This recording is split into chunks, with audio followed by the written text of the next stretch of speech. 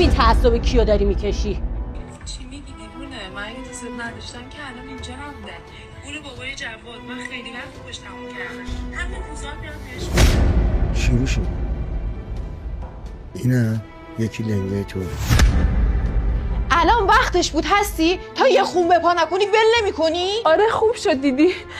اصلا من 6 ماه بود میخواستم بگم بیا این رابطه رو تموم کنیم، ولی دلم برات سوخت. تو فکر میکنی دورت شلوغه؟